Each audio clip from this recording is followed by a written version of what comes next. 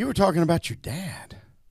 To kind of recap a little bit, he got diagnosed in 2013 with muscular dystrophy because all he did was fall at work. And he's like, that doesn't make sense. So he had a procedure done, blah, blah, blah. Found out that he has muscular dystrophy. I don't remember. I think it's FSCH or something facial scapular something. So I was like, so when he called me in early 2014, he's like, hey, since I got muscular dystrophy, do you want to come and help take care of me until you can't anymore? And I was like, yeah, sure, yeah, whatever. I'm getting out. He's like, okay, cool. So, I had like 3 months leave. I actually had 6 months leave, so they paid me for 3. Then I had 3 months before I had my official retirement date. So I helped move him from Nevada to Southern Oregon, which I ended up being there until 22. And took care of him. Didn't really work much here and there, like Uber, but mostly took care of him. And I did some acting gigs too, but we'll get into that later. Wasn't porn, was it? It was fun. It was. It was fun. I ain't gonna lie. But like in the beginning, he could still walk. Mm-hmm. And so, we still went on a little adventures and here and there till he felt tired. Then, so now fast forward through all that. In February 13th of 21, he passed away. And I was actually working at a grocery store just to get out of the house because he was getting really annoying. And he had because at that point we had a in-home care person like during the day. Mm-hmm. And like early morning to get him out of bed, and then they would leave and come back in the evening to put him to bed because he was in a chair pretty much. He couldn't do anything. So this particular day, I was working at the grocery store, and he had the in-home, I think his name was Ryan. Well, anyways, had him call me and be like, hey, are you working late tonight, or you gonna come home as soon as your shift is over? And it was like 3 hours before my shift was over, and I was like, this is really weird. Normally he would text me or call me. And I just had this gut feeling, right? I was like, man. And I went and talked to my manager, my shift manager, and I was like, hey, there's something going on with my dad. Something ain't right. And she goes, yep, go ahead.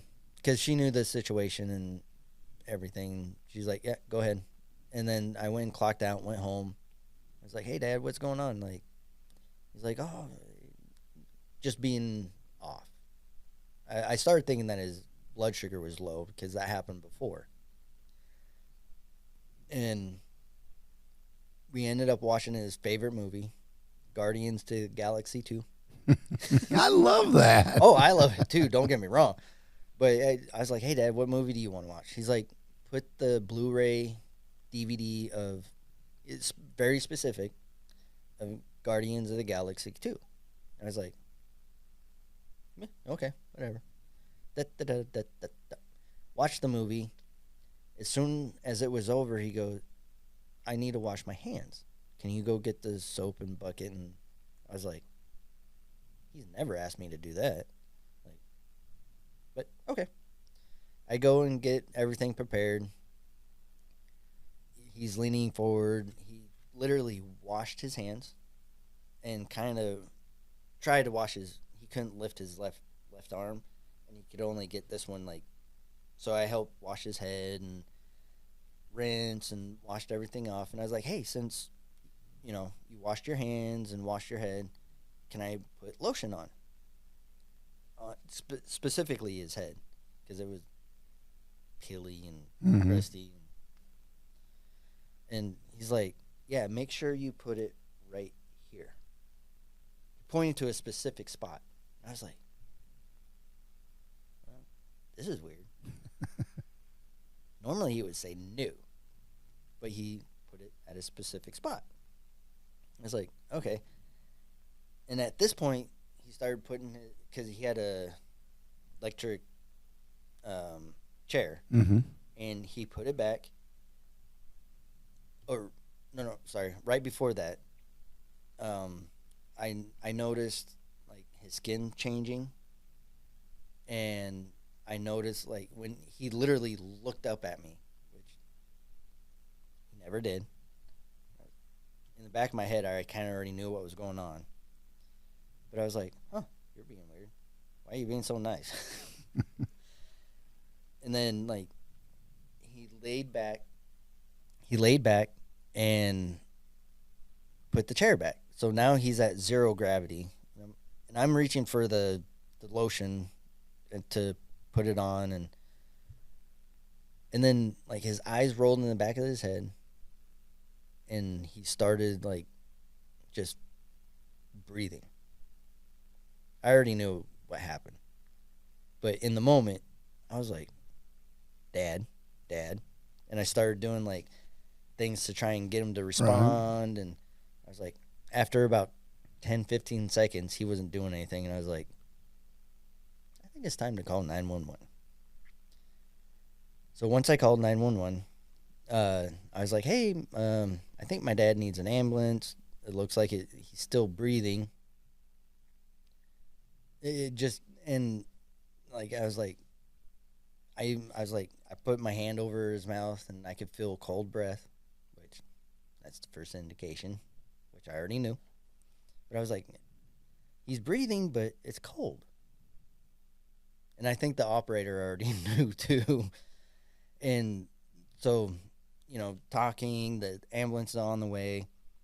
The medics finally got there, came in, and started putting the electrodes on. And they looked at me, and as they were putting to test them and everything, they're like, does he have a DNR? Now, I do know what that is. Do not resuscitate. Right. I was like, I looked at short little girl, medic, cute, by the way. She goes, does your dad have a DNR? I'm like, I don't know what that is. Like, and as soon as she said, do not, I was like, oh. I was like, yeah, go ahead. Like, yeah, he does. Like, we're good. Because by then he was already, like, really yellow and, like, he was having I forget what they're called, but they still breathe afterwards. And that's what I was seeing, and I should have already known. I mean, I've seen it a lot. I've seen it before. Seen it with my uncle. And I was like, huh, I should have already known. And then after that, like, they thought I was going to start freaking out, and I was cracking jokes. Not about him, but just like, I should have known, blah, blah, blah. And they're like, how are you being so calm? I was like, well, I'm retired military, seen my fair share. They're like, the sheriff, both medics, both just kind of rolled their eyes, and they're like, we should have known. But still, you know, you're in the presence, and I've not experienced this once again with either of my parents when they passed, but you were standing right there. How? Yeah, I know you say you're joking about it, but well, not about his death, but yeah, it no, just, obviously, like, just joking around. But how did you feel at that point? I mean, actually, numb. yeah, I cared my dad died, but I also know it's. I have been watching him for a few years now, literally withering away, Yeah. like slowly dying, basically. And him going from kind of an asshole to just hating the world. And it didn't bother. I mean, sometimes we get into it, but circle of life, right? I mean, it happens. But the next day we were always fine. And I was like, and there's been a couple of times where we had to apologize to each other. I would wake up, go to get him out of bed, and I would sit down and look over, and I'd be like, "You apologizing first, or am I?" Sometimes he'd be like, okay, it was my fault, my bad." And then sometimes it'd be like, "It was definitely me." Too much alcohol. Well, I asked the question simply because, when my dad died, I was trying to, take care of my job. He was in hospice and was in the nursing home, but hospice had already taken over. And I remember it was 5:00 in the morning when I stopped by, and I had, that was in Fredericksburg, Texas, and I had a meeting in Corpus Christi. And I remember seeing my dad that day and telling him, "Dad, it's time. You're okay. We're all going to be fine." And sure enough, I got to Corpus Christi. That was at 5:00 in the morning. At 10:00, I got the call that he had passed. And there's days that I often wish I would have stayed. But then I don't know if I could have handled. Knowing what I do know about you, I think you would have been fine. Painful, don't get me wrong, but I feel like you would have handled it just fine. I'm a basket case when it comes to this kind of stuff, but no, that's why I'm curious. I mean, I admire the fact that you got to be there for his last moments on Earth. I don't know if privileged or lucky are the right words, but I could have stayed at work. But I knew something deep down. Right. Like, because it was out of character. It was, maybe I already knew. I don't know. I don't know how to explain it. Maybe that has something to do with that spiritual experience you had in Iraq. Maybe. I don't know. But I just knew. I was like, I think I better go home. And I guess in a way I do feel privileged that I got to spend the last, because my dad wasn't really around growing up. He was off working, doing his thing. He would get me sometimes every other year for 2 weeks out of the year. It just depends. But growing up, it never really bothered me. Maybe it did deep down, but I don't ever really being bothered. But the last, from 2014 to 21, I got to spend every day with him. I say that jokingly, but it was a privilege. Like, I actually got to know my dad. Right. And I got to see a different side of him besides being the fun dad, the vacation dad. Yeah. I'm like, now I see why my mom divorced me. Sorry, Mom. So let's keep rattling along here. I mean, you lost your father. You're in Oregon, I'm assuming. Yep, Southern Oregon. And where do we go from here? Well, dealing with that, then met a girl. No way. No. Me of all people, right? Yeah. Well, ended up selling the house and that's a whole, don't want to get into all that, but ended up moving to Houston for a girl Houston, Texas, which unfortunately I'm no longer with. But I appreciate everything that she has taught me and helped me through. Because she's a veteran also. Okay. And she kind of knew what I was going through, and she helped me through a lot, whether she realized it or not. But we didn't work out, and it's okay. Still talk to her? No. No. Okay. We'll not go there. Well, I'm a firm believer that God puts people in our lives. And she was the right one at the right moment. Amen. And so, have you told her that? Now's a good time, buddy. I guess I just did. Yeah, you just did. No, like I said, I'm a firm believer in that. And every day, there's something new happens to us. And there's always a reason behind it. Some days we understand it. Some days we're just baffled all to hell. But nonetheless, they're there.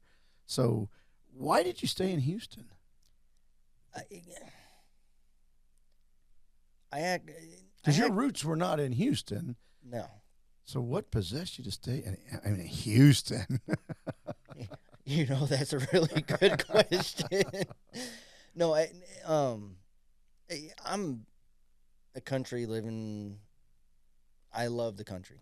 I love being in the middle of nowhere. I that's my roots. Like, I lived in a town in Montana that maybe had 2,500 people. Mm-hmm. Now, in the winter, you could probably triple to quadruple that because it was a ski resort, blah, blah, blah. Right. But as all my experiences, like going from Montana to Portland, which had, I think at the time, like 800 to 1 million people, that was a culture shock for me. Because I'm like, what is this train doing? But then I learned that. And I embraced, like, I used to go downtown Portland to it's not Times Square, that's New York, Pioneer Square. Mm-hmm. And I'd go play hacky sack at 17, 18 years old. I was like, this is fun. I love this city. Then I joined the military. Lived in El Paso for quite a few years also. That had like 1.2 million people when I lived there. Now I couldn't even tell you. I was like, the city life. I'll never move back to El Paso, just FYI. I don't think that's I know Bliss is out there, but yeah, no. Well, that's a whole nother conversation. I mean, I visit because my kids are there, but now that I think about it, I haven't in a couple years, but they come and visit me. Okay. But Houston, it's out of all the cities I've been to, like, I'm not going to name them, but all the cities I've been to over the years, Houston has been one, like, the cleanest cities I've ever been to. Like, the streets are clean, besides where the homeless stay, but that's a whole different thing. But I actually enjoy Houston. Maybe not so much the traffic. Yeah, the traffic is brutal. But the traffic doesn't bother me. I don't enjoy it, but it doesn't bother me. Which is kind of weird with somebody with PTSD and who would have ever thought that traffic is whatever. Now, bad drivers. And you can get road rage in that town. I may or may not have. No, I'm just kidding. But, and then, but now I'm kind of thinking about moving back to either Montana or Oregon. If I go back to Oregon, it will be to be closer to my mom. If I move to Montana, it will be closer to my sister.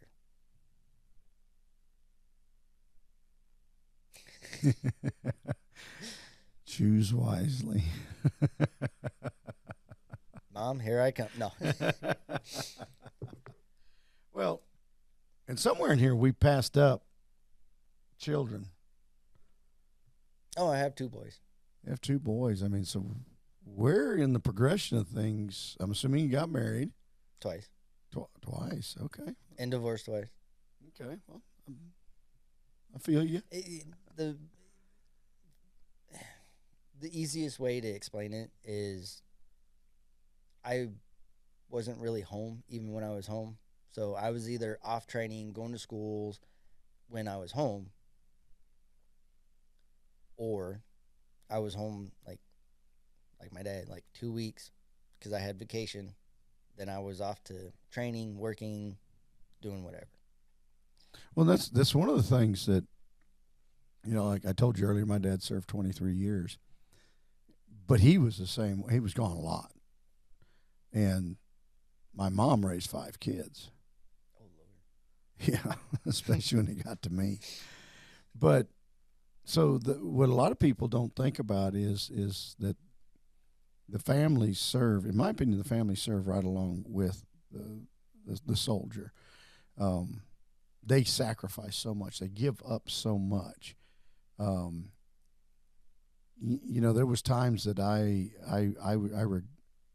rebelled, I guess you'd say, because my dad was being the best he could be. Join the Army, be all you can be. And my dad was driven to be the best. And at the time, I didn't like it. I'm seeing other kids that, so the families struggle with a lot. And we see more so now than the many years ago, you see a high divorce rate. What causes that? At the end of the day, it's love, but it's some people like to blame it on the job. I'm not necessarily blaming it on the job, but because when I was home, I thought I was the boss. Mm-hmm. Because I've been in charge of people. I'm, this is what I do. I experienced the exact same thing. You need to listen to me. Exactly. And then that is what actually creates a lot of arguments because she has a routine. Now, once I figured out, follow her routine, and when she says discipline the kid, you do that. But you don't try and take over and change the routine because the kids are in a routine, she's in a routine, now you're just there. Now, once you're home all the time and create a new routine, right, that is a different story. Yeah. But I was young. I didn't know. And now my first ex-wife and I have, I'd say, a fairly good friendship now. We don't call regularly, but she'll call and the hurricane that hit not too long ago. She's like, "Hey, I heard about the hurricane. You good? What's going on?" And I'd text her back and be like, "Yeah, I'm fine. Bye." Yeah. No, I told her I was in Oregon with my mom, and which I didn't even know the storm did come up, but until 2 days before, I was like, "Well, tell us about your boys." Dimitri is 17. Pain in the butt. Yeah, that's. But he, I think, is a junior now. Or he might even be a senior, but definitely a junior. I should pay attention more. Yeah, you ought to.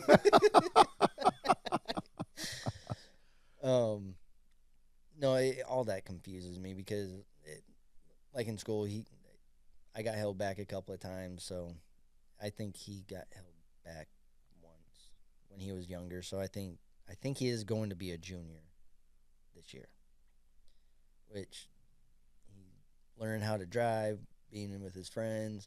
He used to always want to come and hang out with me. Now he has his friends. Yep. But it'll come full circle. Eventually. It will come back.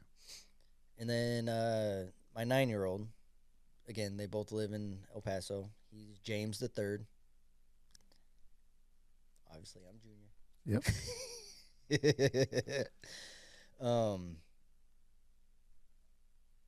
I have no idea what grade he's in. I think it's 4th. Don't get me to lying on that. Somebody's over here. His head. Ron's got it. He's shaking his head at us. Yeah, I have people ask me all the time, well, what grade is your granddaughter in? You know, I don't keep up. Most people don't. It's not that I don't care. It's just I'm not there every day. So yeah. Well, it's hard to keep up. There's no doubt about that. That's awesome. So you're still in Houston. Yeah.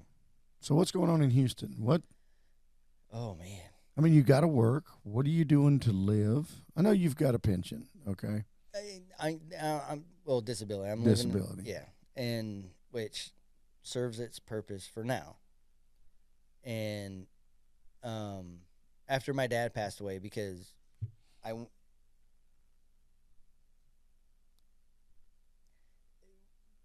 this actually made a lot of sense. Not at first when she told me, but my mission was the military.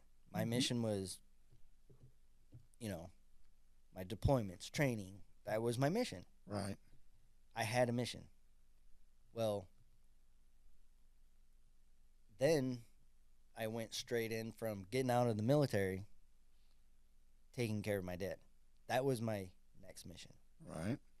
Which I guess she said I never really processed like my PTSD and things that I went through in the military. I was like, no.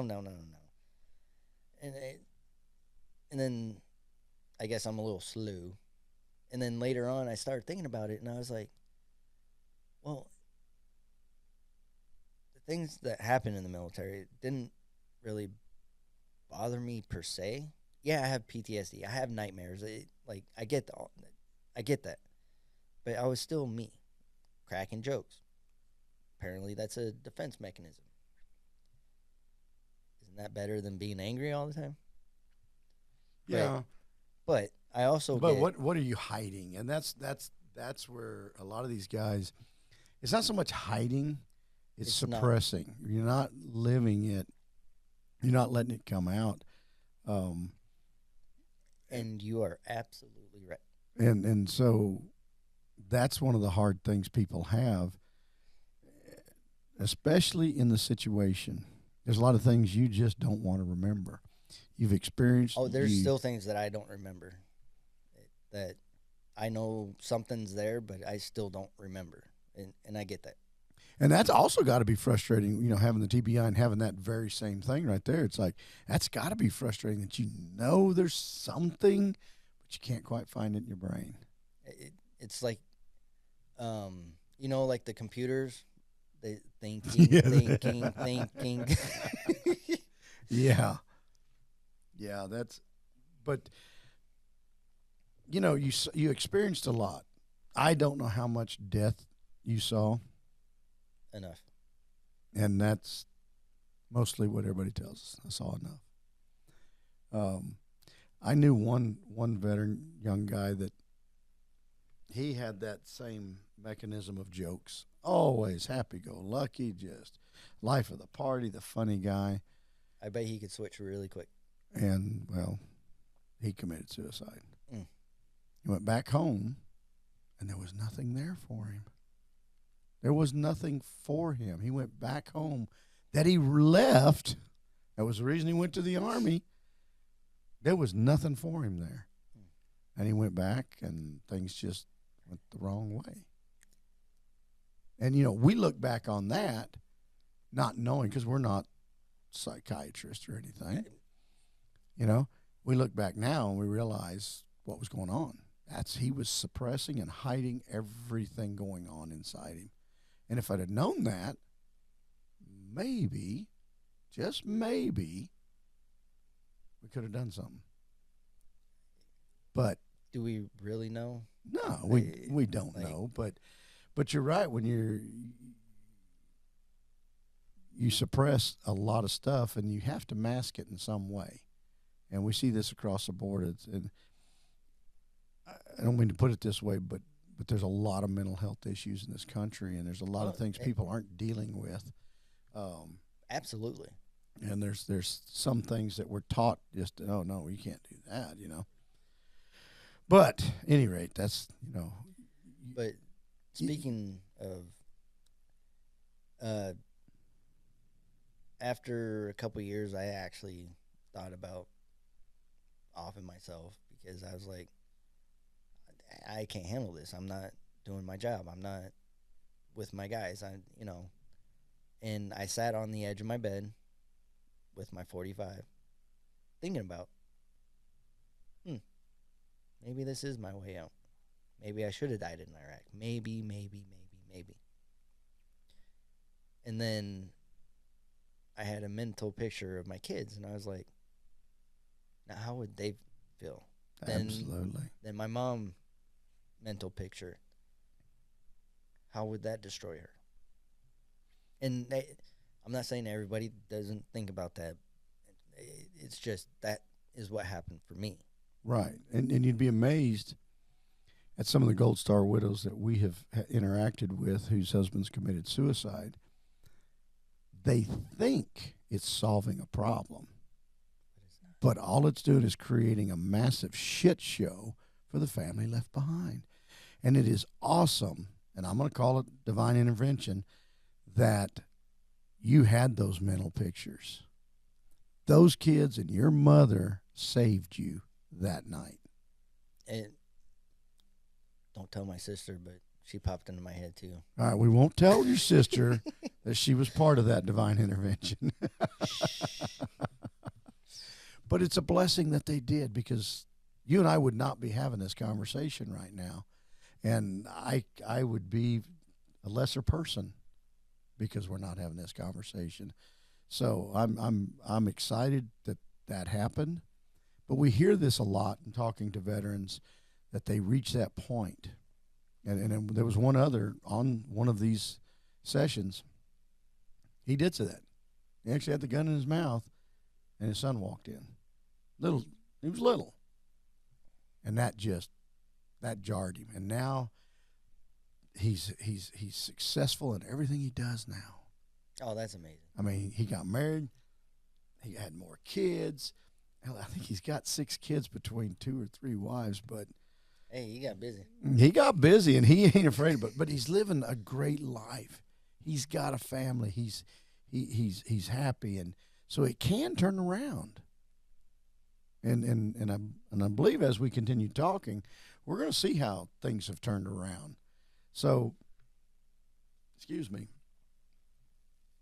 That right there, that's got to be an emotional moment. Has it ever come back to you? Have you ever thought? One other time. And this time, I was actually super drunk. I mean, there's no way I should have been drinking that much. And I was like, what's the point? What's the point of even moving on? I can solve one thing, and it will solve everything. And that's as far as I got, because I ended up going to sleep. Maybe being super drunk was a benefit there. But, you know, you talk about alcohol. We see a lot of our veterans that between the opiates dealing with injuries and the alcohol to just numb everything, there's so many problems. Oh, man. Yeah. So even before I got out of the military, because of all of my injuries, internal injuries, I'm in a constant pain. And even before I got out, like 2 years before I got out, I was on hydrocodone 3 times a day up until 22 when I moved to Houston, and they said, nope. I was like, what am I going to do now? But I never abused it. I never took more than what I was prescribed, yada, yada. Well, I guess the drinking on top of it didn't help, but Well, that wasn't prescribed, but Yeah, it was by Dr. Whetstone. if I Dr. Whetstone. We do tend to self-prescribe. I do the same thing. Yeah, So but I also drank a lot less, which knowing myself, like I knew how many drinks before I got too drunk. I knew what I could do to not have a hangover the next day. So in a way, I guess I was abusing everything because I knew exactly how to live through it. mm-hmm. And I wasn't really dealing with anything.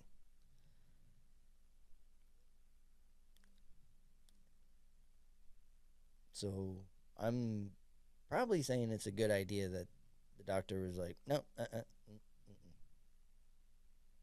and now I drink a little bit more self prescription, but I also don't. I don't. I don't. Every now and again, I do tie one off a lot more than I should, and that's when my really dark thoughts come in. That's interesting. I mean, but it's true. I mean, I think that's what holds true for pretty much everybody in your situation. Once you let the darkness come in, and your inhibitions, you let your inhibitions down because you've got this alcohol in you, and things just go south in a hurry. But which, like, everything that I've gone through, everything I've experienced, I finally realized, like, sleep it off, think about it in the morning. Like, before you make any decision whatsoever. Right. Sleep it off, see how you feel in the morning. Usually in the morning I feel guilty and I'm like, ugh, now I gotta stop drinking for 5 days. all jokes aside, that is what I do is I sleep it off. If I have any dark thought at all, I sleep it off, reevaluate in the morning. That's good. I like that policy.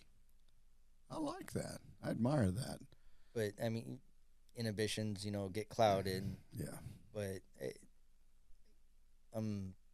I pretty much stick to it, just because I know how big of a riff for anybody to, commit suicide. So it's like I never want it to come to that. I guess maybe I've healed a little bit. Sounds like.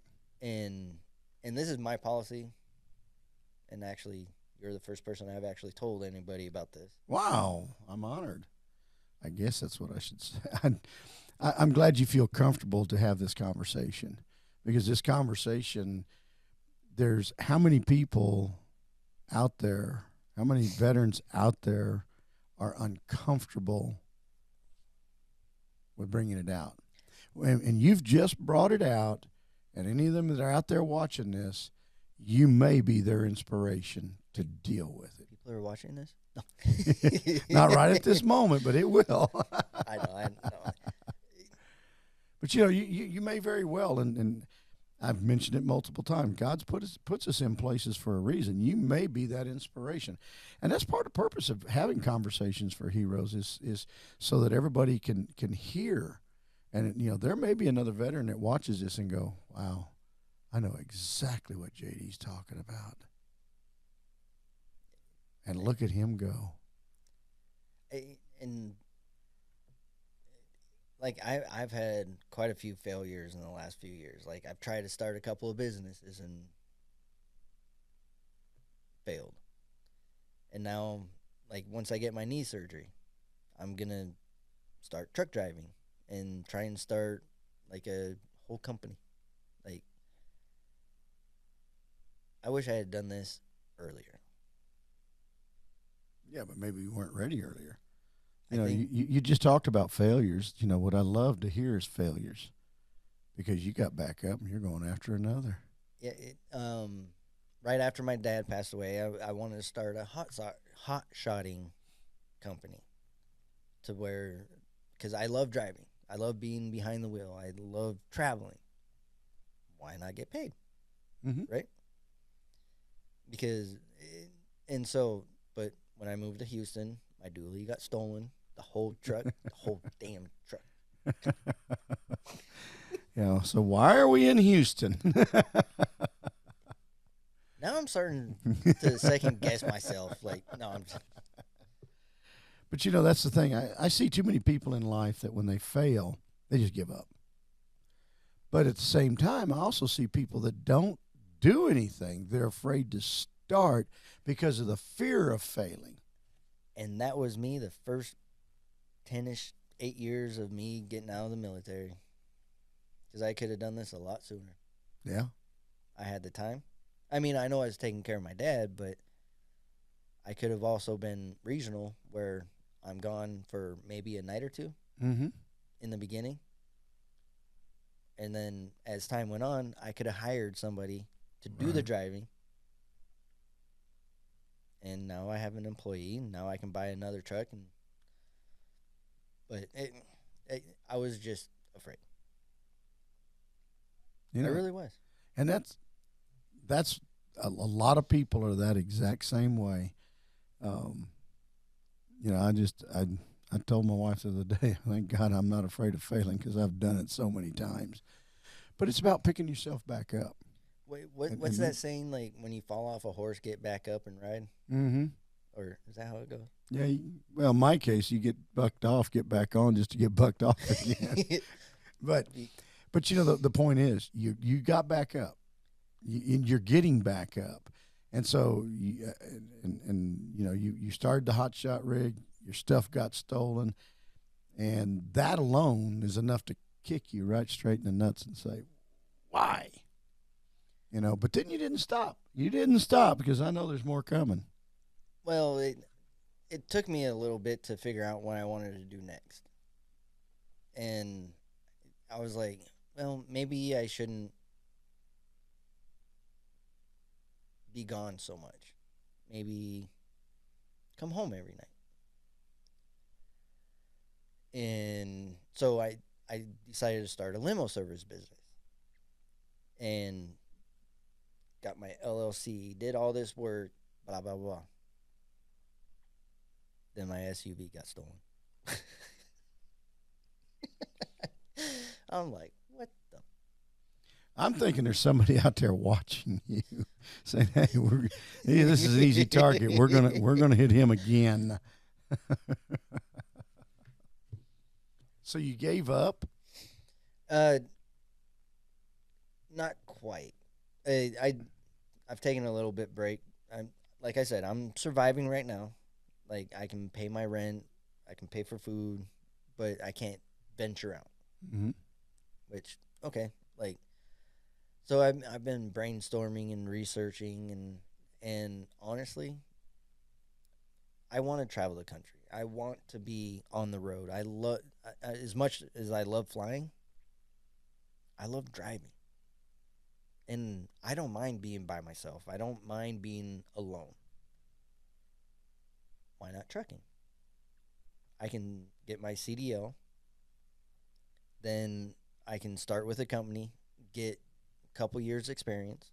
You know, I'm still young ish.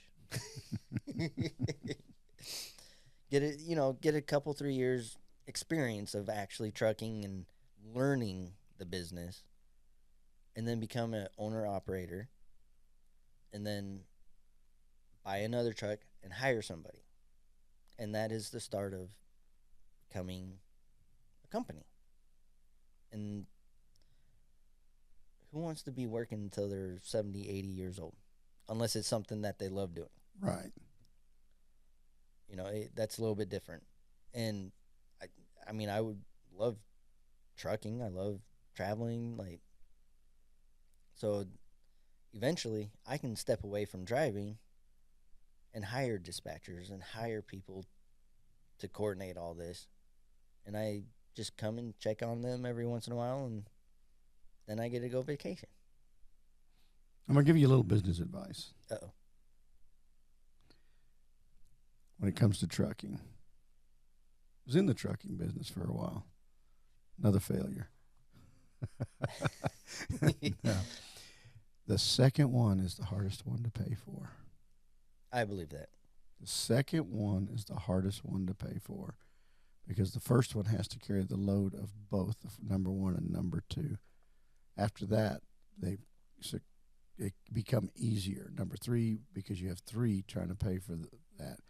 And then four, it starts to spread. Number two will be the hardest to pay for. Number 4? No, number two. Oh, yeah. Number two is the hardest. As it grows in number, it become easier and easier and easier and easier. Well, and I mean, I know like I said, I'm going to save every penny that I can, get completely out of debt as much as I can during the first like 2-3 years of trucking, where I'm actually working for a company before I become an owner operator, to where and live off the bare minimum, do what I can, and then Right.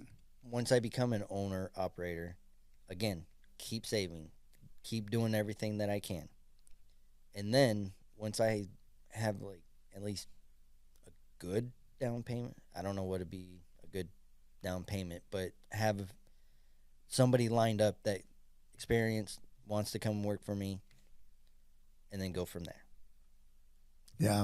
But I agree though. Like, yeah, but I know my experience in the trucking business.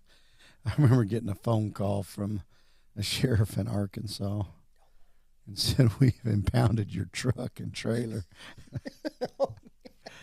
Your driver got a DWI while driving your rig." And I had to fly to Arkansas okay, and get I this know that rig. you're laughing about that now. Oh, back then it was not a laughing matter. Oh, I will.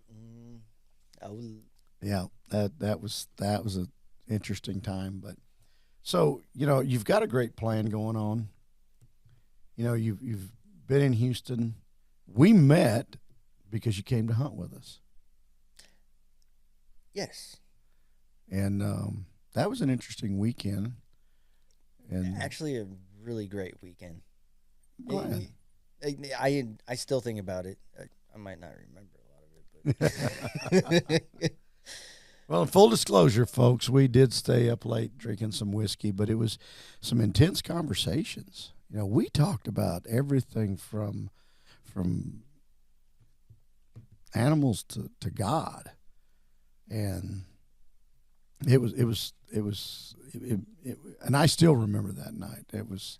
I do, but because of my TBI, like Mm-hmm. I'm sure if you say something, a phrase or something, I'll be like, oh yeah. But again, that I need a. Sometimes I can't just pull memories out like normal people. I need a trigger. So But well, tell me, you came and hunted with us. You were here with one other veteran.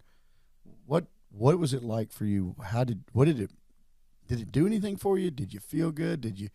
Was it like, wow, this is the way? It was amazing. And I'm going to talk about my guy. I can't remember his name. I know what he... Was it Joshua? Joshua. Oh, your guide? Yeah, my guide. Will Dankert. He was amazing. Him and Justin Gazaway. Gazaway knew the ranch, but Will was your guide. I'm going to talk about him first. Sure, go ahead.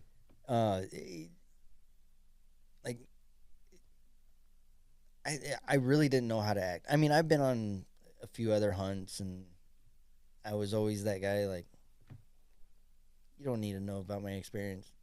You probably did way more than me. But I actually opened up to Will a little bit, and he's like, oh, yeah, Bravo 4, blah, blah, blah. That's the nomenclature for... And I was like, oh, yeah. Huh. I forgot about that. But anyways, just talking and going to the range, and I was like, oh, man. I had a phenomenal time with him, and I should probably text him. My bad, Will. But we just talked, like sober. Mm-hmm. And Like I was, full disclosure, people, we don't allow our guys to drink while we're hunting. oh, I thought that was a given, but we should probably say that. It was after everything, and it just I've connected with veterans before and other people, but I really felt like I served with Will, and he was before my time. Mm-hmm. Now, Joshua, my roommate. Yeah. Great guy. And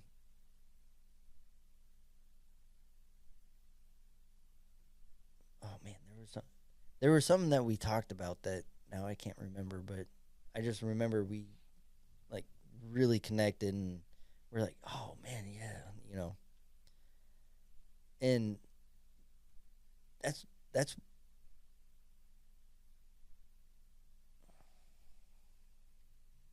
now I'm losing my train of thought. Sorry. It's all good. Because I want to say so many things, and now I just can't get the words out. We understand. But like when we first showed up, everything was awkward and just kind of like, oh Lord, how's he gonna be? And I'm sure he was thinking the same thing with me. I'm sure. But by the end, we were all friends and just chit chatting. And that dinner, oh my goodness, the dinner that you made, phenomenal. But just by the end of the night, we were all just laughing and joking and just having a grand old time. And I still think about that to this day. Well, that's awesome. I mean, we try to produce what I call the good old boy deer camp experience, you know, just hanging out and having fun. You know, it's not about you getting up on a soapbox and telling who you are and what you've been through, because I do not believe in dog and pony shows. You know, some people could say this conversation with heroes is somewhat that, but I don't believe that, because Actually, it's not. and I don't. I mean, this is about us just talking about life. So, and I know you got a cow elk that weekend. The hide's sitting right over there. You're gonna be taking it home with you after this. But your luck. Didn't you have a freezer go out? Why are you bringing up sore subjects? No. So back in April, Houston had a tornado hit, and it hit fairly close to where I live in East Downtown. And I lost about 25 pounds of elk meat.